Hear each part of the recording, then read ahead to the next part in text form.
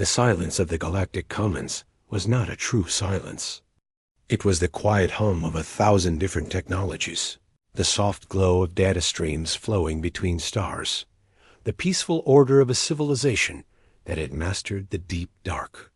In the grand crystalline observation chamber of the Stellar Senate, the air shimmered with holographic projections and the gentle musical language of the Elorians. It was a place of calm deliberation. Then, the signal arrived. It punched through the ordered channels like a primal scream through a library. It was raw, unfiltered, and drenched in a fear so profound it seemed to stain the very light of the projections. It originated from the Zelo system, a distant cluster on the spiral arm, home to the Teslari.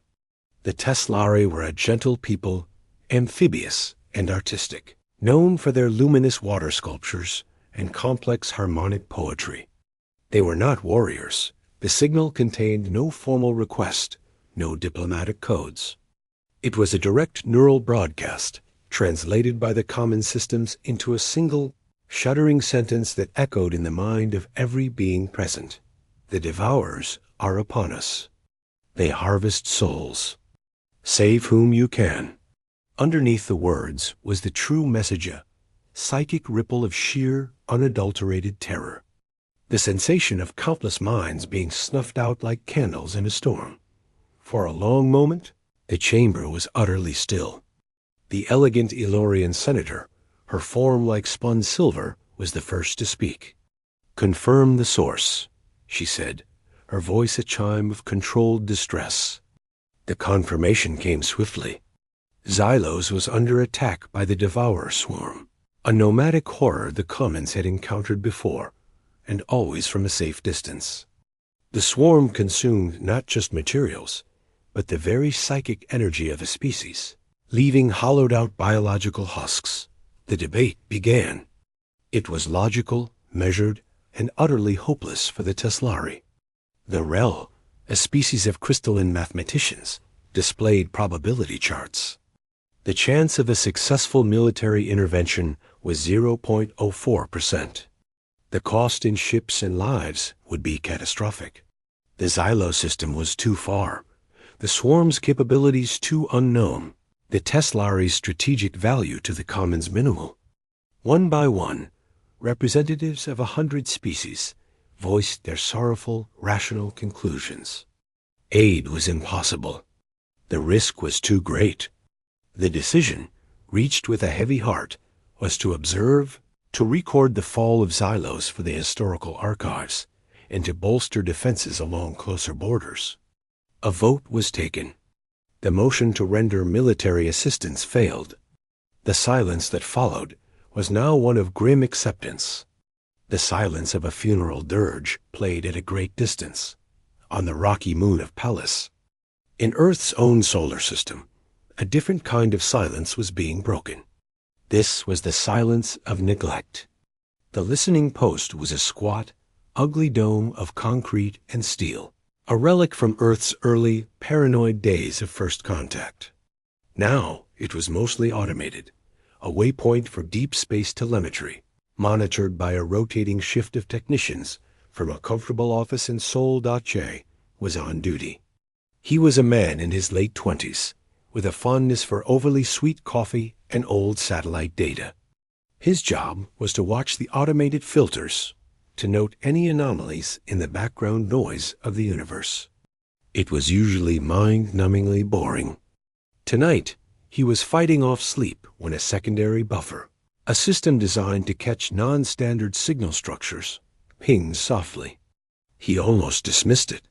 Another piece of cosmic debris, maybe, but the waveform was strange. It wasn't a machine code or a pulsed lasercom. It was organic, chaotic. He ran it through the old translation matrix, a gift from early, friendlier contact with the commons. The translation was rough, filled with gaps where concepts didn't align. But the core came through.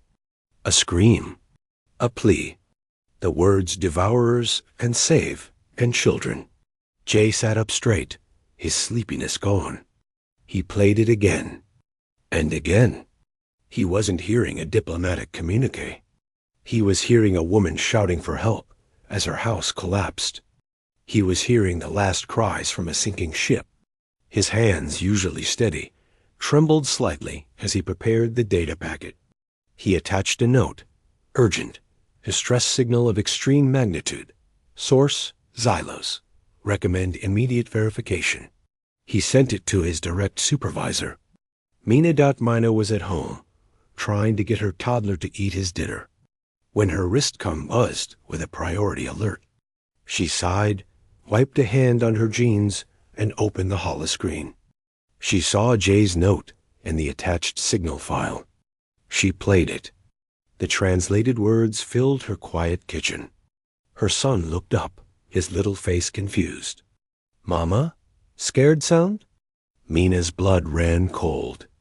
It wasn't just the fear. It was the pattern.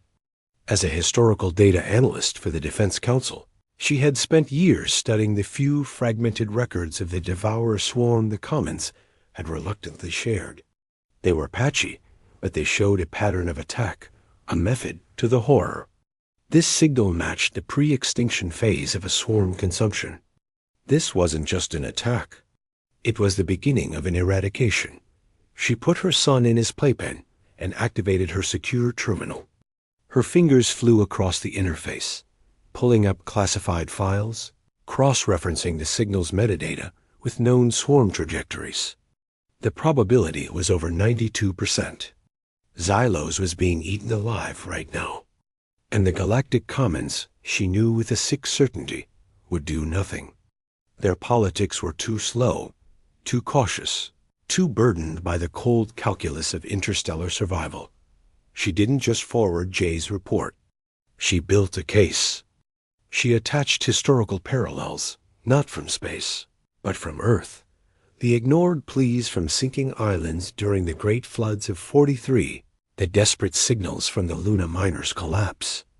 She wrote a summary that was not a dry report, but a stark, powerful image. A house is on fire. Our neighbors can hear the screams. They are discussing fire resistance ratings and water pressure in the next district. We are the only ones with a ladder. She addressed it to the full United Earth Defense Council, marked it with the highest priority, and sent it.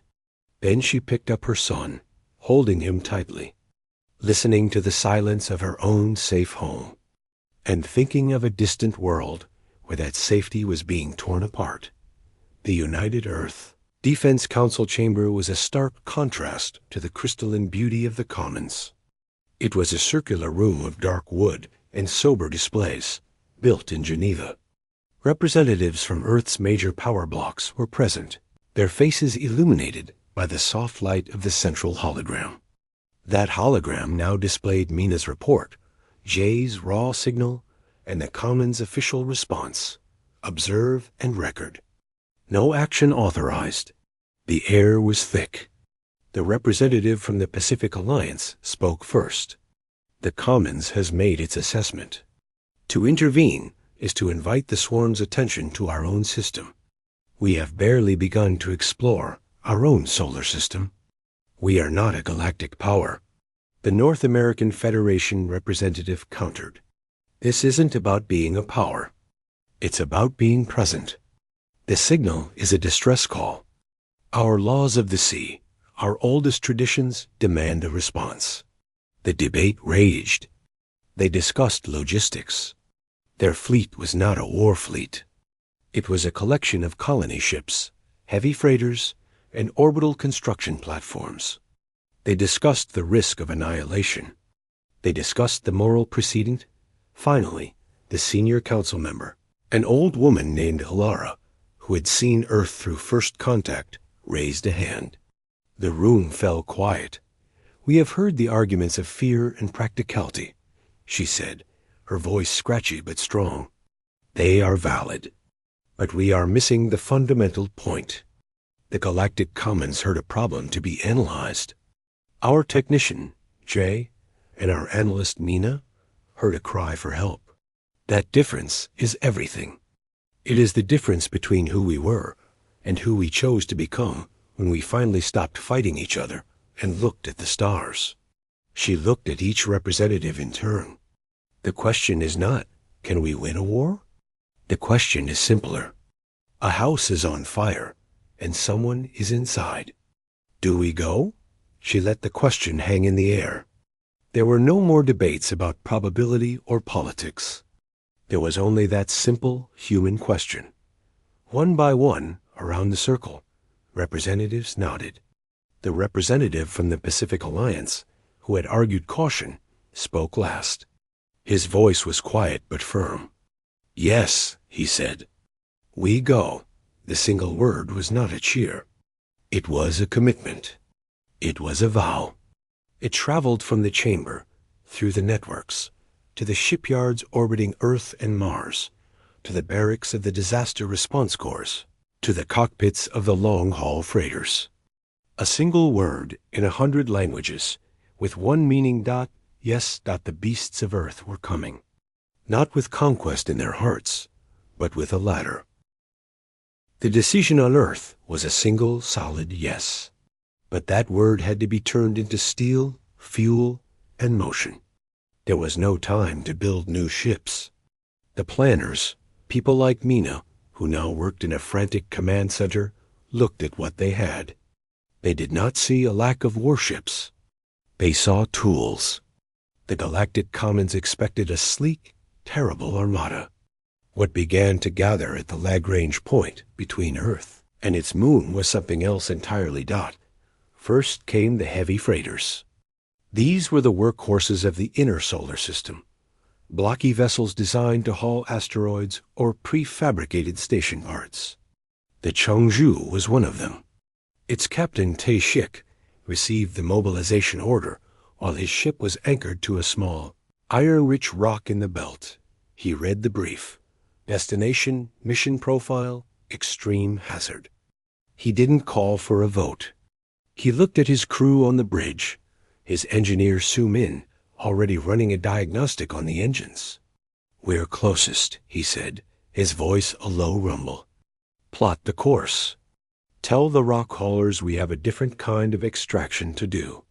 The Changzhou detached from the asteroid, leaving its precious ore behind, and turned its nose toward the rally point. Its hull was pocked and scarred from micro-debris, not battle. That would change. Then came the colony ships. These were massive cylinders, like great metal cans, designed to protect thousands of sleeping souls on century-long journeys. They were not fast, but their hulls were incredibly thick, built to withstand the impact of small asteroids and the fury of strange atmospheres. The pioneer spirit was one. Its commander, a stern woman named Ji Haiyan, had never fired a weapon in her life. Her expertise was in sustaining life in a closed, fragile system. Now, her orders were to strip out the cryopods and use the vast space for refugees. Her crew scrambled to convert dormitories into emergency medical bays and to reinforce the external shielding. They loaded extra water recyclers and industrial fabricators. They were not preparing for a fight. They were preparing to receive guests from a nightmare. Orbital construction platforms, usually anchored near Mars, fired their engines. These were skeletal frames of girders and gantries where new ships were built. Now they were being turned into shields. Workers in bulky suits welded sheets of scavenged hull plating to the frames, creating giant, irregular-looking bulwarks. They attached massive, crude chemical thrusters to the corners. They wouldn't win a race, but they could get in the way. The Commons observed all this. Their probes watched the fleet assemble. In the Stellar Senate, there was a polite confusion. The Elorian senators studied the feed. Their vessels lack coherent weapon systems, she noted. Their power signatures are for industrial reactors, not plasma cannons. Their structural integrity is focused on impact resistance, not energy dispersion. What is their strategy?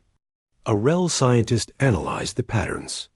They are reinforcing points of structural weakness. They are installing additional life support capacity. They are stockpiling raw materials for fabrication. This is not an invasion force. It is a disaster relief convoy. The word spread among the assembled species. A disaster relief convoy was heading toward a devourer swarm. It was seen as a quaint, tragic gesture, a moral impulse, soon to be corrected by the harsh reality of the void. They expected the humans to turn back once the scale of the danger truly sank in. They did not. On the bridge of the Chongju, Tae-shik and Su-min reviewed the tactical data from the Commons, which was provided with a sort of detached pity. The hologram showed the swarm, a swirling, chaotic mass of biomechanical forms around the Teslari homeworld. Su-min, her hair tied back in a practical knot, pointed not at the enemy ships, but at the planet. Their energy signatures are concentrated here, here, and here, she said, highlighting Teslari population centers. The swarm feeds there. That's where the people will be trapped. Tae-shik nodded. We can't fight that swarm head-on, but we can get to those points. He called up the schematics of his own ship. Our grapplers are for moving rocks. Can they latch on to a swarm ship? To pull it off course? Su-min smiled, a hard, technical smile. If it has a physical structure, my magnets can hug it. The power draw would be enormous. We'd have to cut life support to everything but the bridge. Then we do, Tae-shik said simply. This was the pattern across the human fleet. Captains and engineers were not discussing battle tactics. They were running simulations on how to use a mining laser to cut through a city wall. They were calculating if the water spray from a freighter's coolant system could create a cloud thick enough to obscure sensors. They were planning how to use a colony ship's bulk to physically block fire. They were turning their tools into weapons, but not weapons of destruction, weapons of interruption, of obstruction, of rescue. The final briefing for all captains was held via tight beam laser. Mina's face appeared on their screens. She looked tired but clear-eyed. The Galactic Commons will not be joining us, she said plainly. Their assessment is that this mission is suicide. They may be right. Our objective is not military victory. Our objective is the Teslari. Get to them. Get them out. Use everything you have as something else. Your ship is not just a ship. It is a distraction, a shield, a battering ram, or an ambulance. Choose its role when the time comes. On the Pioneer Spirit, Commander Ji-hyun told her crew, "We are a lifeboat. Nothing more, nothing less. Our job is to stay intact and to open our doors." The day of departure arrived. The ragtag fleet, over 100 vessels of mismatched sizes and shapes, formed up. Their engines glowed a mix of sleek modern fusion drives and older, chumpy fission reactors. To the Commons observers, it was a pathetic, noble sight. The fleet moved out of the Lagrange point and began accelerating toward the outer solar system. Their course was plotted for a gravitational slingshot around a brown dwarf star, a dangerous maneuver that would give them the speed to reach Xylos in weeks instead of years. It was a risky move, one that showed a terrifying willingness to stress their vessels to the limit dot as the last human ship passed the orbit of Pluto. The Elorian senator finally voiced the quiet thought of the entire Galactic Commons. They are not warriors. They are something else. They see the fire, and instead of a hydrant, they are bringing their own bodies, soaked in water, to smother it. She paused. It is the most illogical and compelling thing I have ever witnessed. The beasts of Earth were on their way. Their fangs were industrial grapplers. Their claws were cutting torches. Their roar was the rumble of heavy machinery pushing beyond its limits. And their hearts were set on a single simple task, to reach the ones who were screaming. The slingshot maneuver around the brown dwarf was a screaming, violent passage. The mismatched human fleet was thrown through a storm of gravitational forces and radiation. Hulls groaned. Old welds on the construction platforms shrieked. Inside the ships, crews were thrown against their harnesses. On the bridge of the Chengju, alarms blared as a power coupling overheated. Su Min, her face lit by emergency lights, manually rerouted the systems, her hands a blur. "She's holding," she yelled over the noise. Tae-shik just gripped his chair, his eyes on the viewer. They weren't flying like a fleet. They were tumbling through a cosmic rapid, trusting their brute strength construction to survive. Then, as suddenly as it began, it was over. The distortion faded. The stars snapped back into their proper places. And before them lay the Xylo system. The view stole the breath from every human who saw it. The Galactic Commons reports had been clean, clinical. Reality was a physical blow. The Teslari homeworld, a beautiful blue-green marble swirled with clouds, was scarred. Vicious black tendrils, like roots of some monstrous weed, spread across the continents. These were the devourer ground structures, digesting cities. In high orbit, the swarm itself moved. It was not a neat fleet formation. It was a swirling, chaotic mass of biological and mechanical parts fused together. Some shapes were like giant, fleshy manta rays with spines of black metal. Others were jagged fragments of crystal that pulsed with a sickly green light. They moved in a horrifying, perfect sync, a hive mind of consumption dot, and between them, flashing like doomed fireflies, were the last Teslari defenders. Small, elegant silver ships that darted and weaved, firing tiny beams of light that did little more than annoy the vast horrors. As the humans watched, one of the silver ships was caught by a lashing tentacle from a manta ray creature. The tentacle glowed, and the silver ship went dark, tumbling uselessly toward the planet. No escape pods ejected. On the Vanguard, the human command ship, a stunned silence fell. The scale of the horror was beyond anything they had simulated. Mina, who was now on the bridge as a liaison, felt her stomach clench. The data streams from the Commons had not conveyed the sheer wrongness of it, the psychic chill that even their non-telepathic species could feel. Then, Captain Tae-shik's voice, calm and low, crackled over the fleet-wide channel from the Chengju. "All vessels, confirm arrival. Stick to the dispersion pattern. Lifeboat groups, move to pre-planned coordinates. Remember the job." His voice broke the spell. The job. They weren't here to stare. They were here to work. The human fleet did not form a battle line. It broke apart like a shattered plate. The colony ships, the Pioneer Spirit, and others, surrounded by their screens of construction platforms, began moving toward the poles of the planet, areas where the black tendrils were thinnest. They were giant, slow targets. Immediately, the swarm reacted. A cluster of the crystalline fragments peeled away from the main mass and streaked toward the lead colony ship. They moved with terrifying speed. On the Pioneer Spirit, Commander Ji Hyan watched them come. "Brace for impact," she said, her voice flat. "Do not return fire. All power to forward shields." The crystalline ships fired. Beams of corrosive green energy splashed against the colony ship's thick hull. The ship shuddered. Alarms sounded. Hull integrity at 80% in Sector 4. An officer reported. "Hold course," Ji Hyan said. The freighters now entered the fray.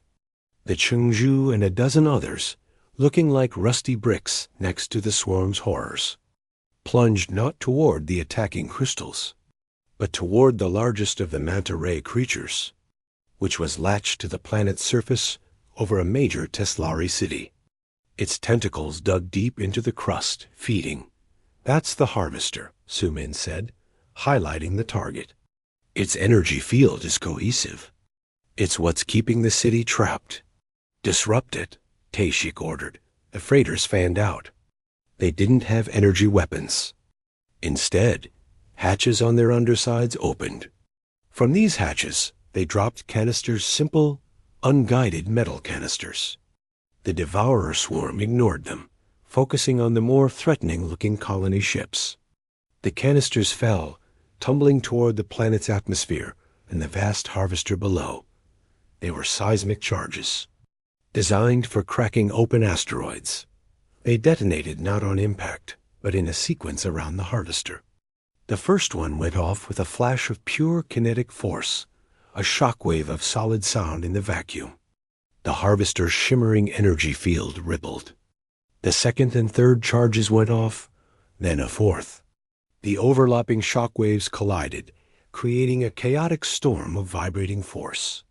The harvester's field flickered, faltered, and for a crucial moment, collapsed. The black tendrils loosened. On the surface, in the luminous city spire now named Hope's Edge, the Teslari felt the change. The oppressive psychic weight lifted slightly. Their communications, which had been jammed, crackled to life. A new voice came through, speaking in translated, awkward but clear Teslari. "This is Human Rescue Team Alpha. We are cutting through the western barrier. Move to the central spire. We are coming to you." In orbit, the swarm, now understanding the freighters were not just debris, turned its anger on the Chongzhu. A crystalline ship veered and fired. A beam sliced across the freighter's port side, melting through armor. The ship lurched. Grappler array damaged. Su Min shouted, "Containing breach." "Get us closer to the colony group," Taeshik ordered, wincing as another impact shook the ship. Meanwhile, smaller, agile human shuttles, painted with red crosses and orange hazard stripes, dropped through the atmosphere. They weaved through the tendrils and the debris. One shuttle, piloted by a man named Jun, a former firefighter from Bizen, sat down on a fractured landing platform near Hope's Edge. His team piled out. They didn't wear combat armor. They wore heavy environmental suits with integrated cutting tools and medical packs. They moved not like soldiers, but like urban search and rescue. Jun saw a group of Teslari tall, slender beings with large, dark eyes trapped under a collapsed crystalline archway. One of the Teslari was trying to pull at the debris with its delicate hands, to no avail. Jun didn't hesitate. He signaled to his team. Two of them brought up a portable plasma cutter. Its blue flame hissed to life. It wasn't a weapon. It was a tool for cutting through wreckage. They sliced through the archway, braced it with hydraulic struts, and pulled the Teslari free. A medic, a young woman named Hana, immediately began treating a gash on one Teslari's arm with a simple spray bandage. The Teslari stared, their large eyes wide with shock. They had expected soldiers. These beings were mechanics of survival. One of the Teslari, an elder, reached out a trembling hand and touched Chun's suit. Through the translator, a word formed in Chun's helmet. "Saviors?" Chun shook his head, pointing at his team, and then at the shuttle. "No, we're the cleanup crew. Let's go." Across the dying planet, the same scene repeated. Humans were not fighting the Devourers head-on. They were doing something the swarm had never encountered. They were ignoring the predator and staunching the wound. They were pulling the food right out of its mouth. And for the first time since its arrival, the silent, hungry will of the Devourer swarm focused not on consumption, but on a new, irritating sensation: annoyance. Annoyance turned to a cold, focused rage within the Devourer swarm. The hive mind, a consciousness built on consumption, could not understand the humans. They did not fight for territory. They did not fight for resources. They fought to remove resources. It was an illogical, defensive behavior. The swarm shifted its strategy. The small shuttles on the ground were irritating flies. The large, slow colony ships were the real targets. If those were destroyed, the rescued Teslari would have nowhere to go. The rescue would collapse, the main bulk of the swarm, a swirling vortex of nightmares, disengaged from the harvester ships on the planet and coalesced into a single, terrifying spearhead. Its target was the UEDS Vanguard, the largest human command ship, surrounded by its protective screen of freighters and construction platforms. The Vanguard was directing the evacuation, a beacon of organization in the chaos. On the Vanguard's bridge, the warning lights flashed a deep, urgent red. "Swarm mass is reconfiguring," a sensor officer called out, her voice tight. "They are coming for us. Impact trajectory in 3 minutes." Captain Lena Shin, a career logistics officer who had never seen combat before this day, stared at the holographic display. The swarm was a tidal wave of teeth and spines and light. Her shields were already weakened from previous attacks. Her few point defense lasers would be like spitting at a hurricane. The freighters around her, the Chongju included, were battered, leaking atmosphere and coolant. "All evacuation shuttles expedite," Captain Shin said, her voice remarkably calm. "Colony ships, prepare for emergency jump. Freighter group, scatter." The last order was the hardest. It meant leaving the Vanguard to its fate. On the Chongju, Tae-shik heard the order. He saw the swarm descending on the Vanguard. His ship was hurt, but its engines still worked. Su-min looked at him from her engineering station. Her face was smudged with grease, and there was a cut on her forehead. She didn't say anything. She just waited for his decision. Tae-shik opened a channel, not just to the Vanguard, but to the entire human fleet, the Teslari channels, and, using the old Commons frequency, to the listening galaxy beyond. His face, worn and steady, would appear on every screen. "This is Captain Tae-shik of the freighter Chongju," he said. His voice was the sound of stone grinding against stone. "We are creating a diversion. All life signs, all evacuees, converge on the colony ships at the northern pole.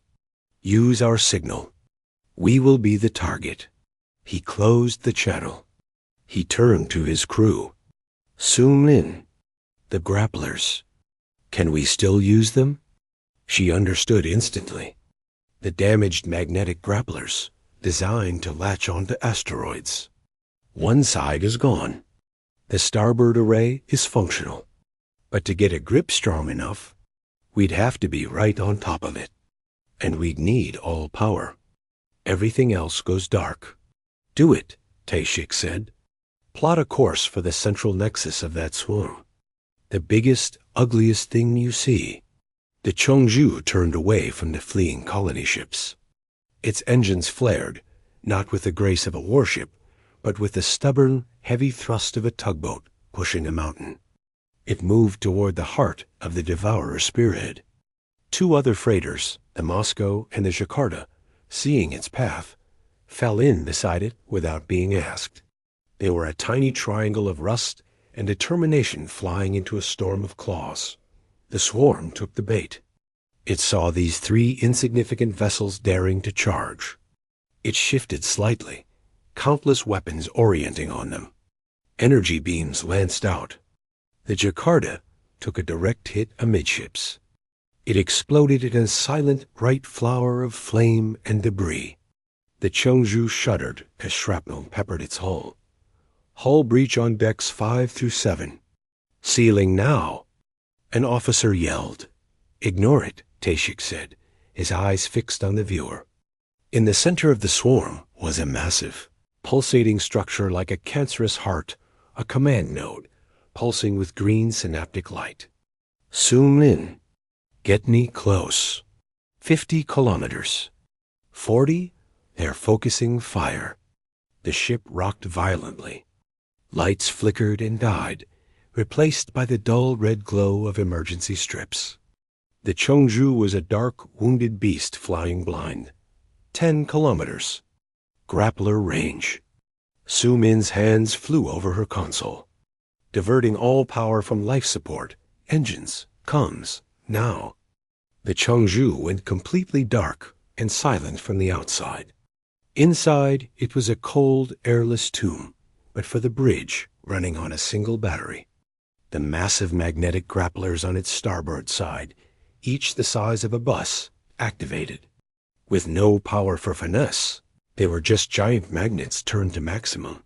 The Chungju slammed into the fleshy, crystalline surface of the swarm's command node. It didn't fire a missile. It didn't shoot a laser. It hugged it.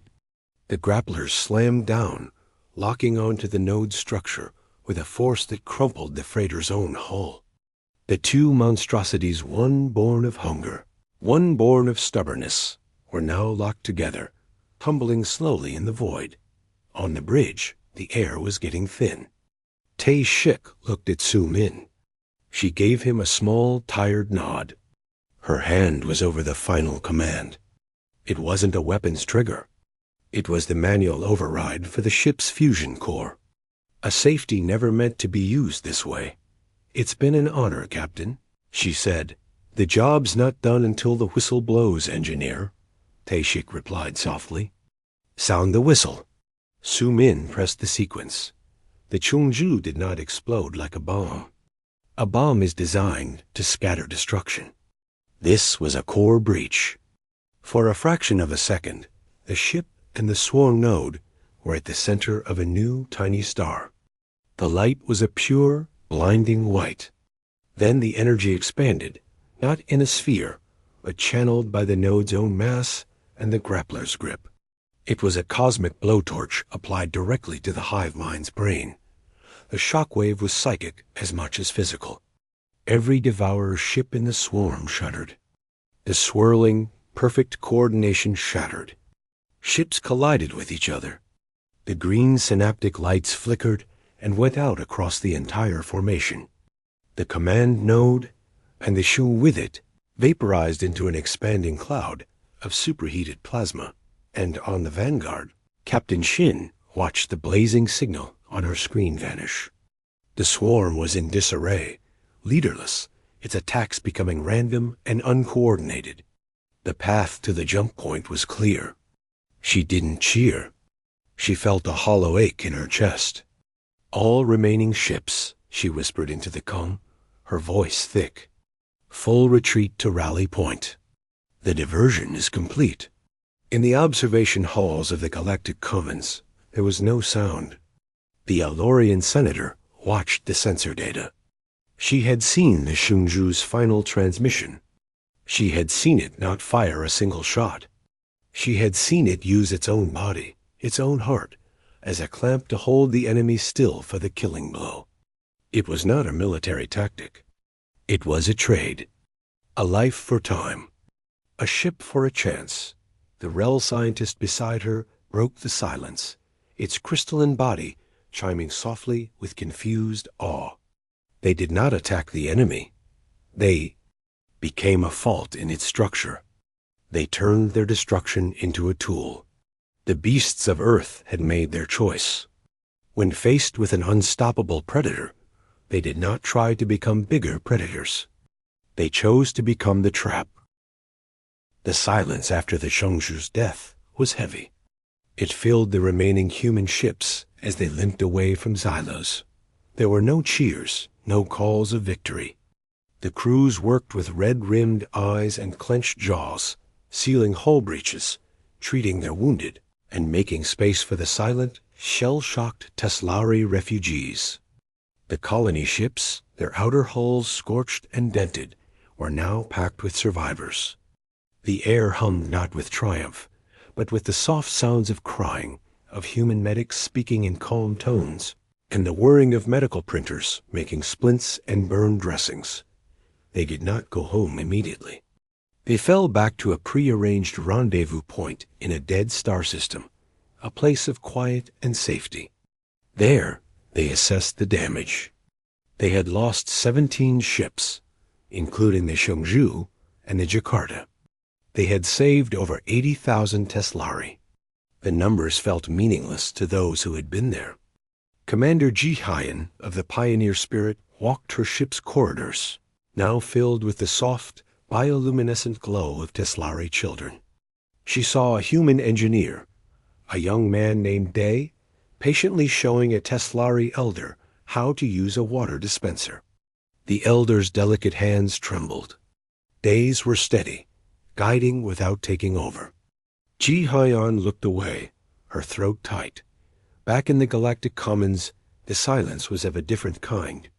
It was the silence of a paradigm breaking. The sensor logs, the final transmission from Captain Tashik, the visual of the freighter latching onto the command node, it was all dissected, analyzed, and reanalyzed. The elegant strategies of fleet warfare, the dances of energy shields and precision lasers, seemed almost frivolous now. The humans had used industrial tools, their own ships as physical buffers, and finally, their own destruction as a deliberate, tactical event. It was horrifying. It was brilliant. It was completely alien. A formal inquiry was convened. The humans were invited to give testimony. The Commons expected a military commander, a strategist. Instead, they sent Mina, the analyst, and Jun, the firefighter who had led the ground rescue at Hope's Edge. They stood in the vast, shimmering chamber, looking small and very plain before the assembled representatives of 100 species. The Elorian senator presided. Your actions at Xylos were unorthodox, she began, her chime-like voice careful. You sustained massive losses for a species not your own. The logic is difficult to perceive. Please explain your strategic objective. Mina glanced at Jun, then stepped forward. With respect, there was no strategic objective. Not in the way you mean. She took a breath. You heard the Teslari cry, and you calculated the cost. We heard it, and we calculated the need. She brought up a simple image on the chamber's display. It was not a star chart. It was a historical photo from Earth. Firefighters on a crumbling skyscraper. A flood victim being pulled from muddy water. Medics in a disaster zone. Our world was not kind to us, Mina said, her voice growing stronger. For most of our history, our greatest enemy was not each other, but our own planet. Storms that could wipe out cities. Earthquakes that swallowed homes. Waves that drowned coasts. We did not conquer these things.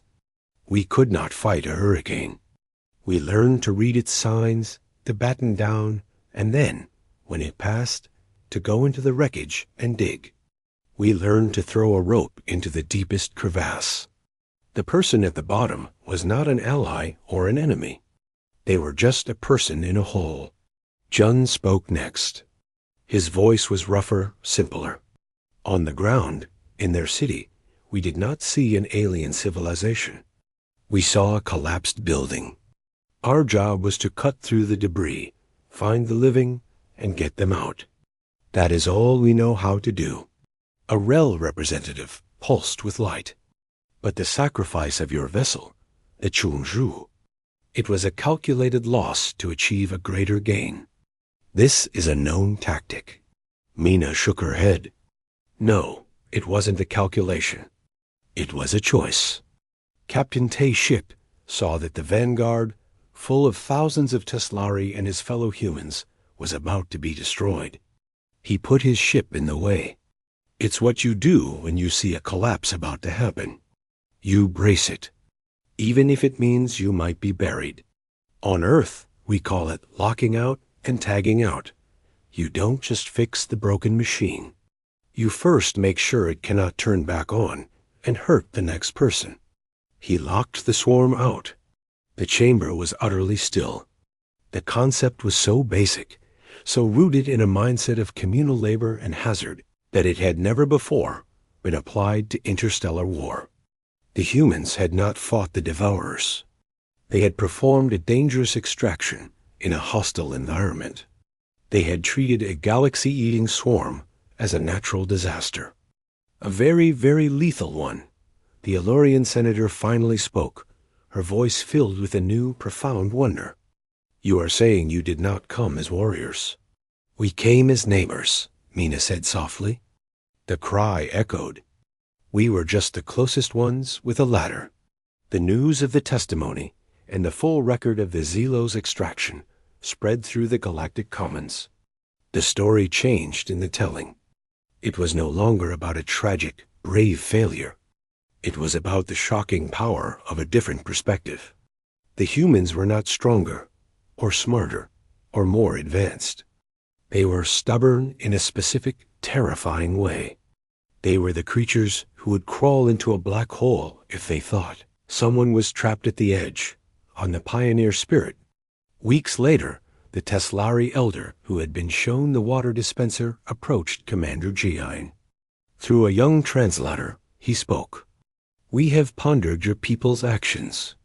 We had no concept for what you did. We have a word now. It is not savior. It is. Jiam Chie."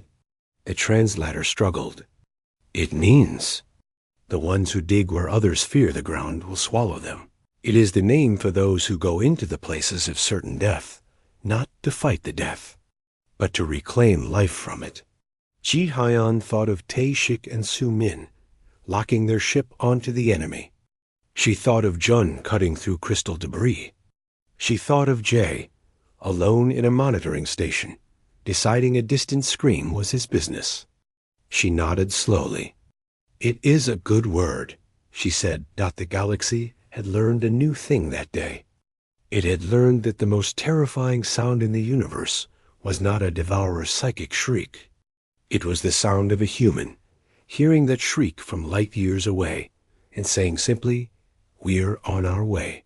The beasts of Earth had arrived, and the galaxy now understood they were not beasts of prey, they were beasts of burden, and they would carry you home from hell.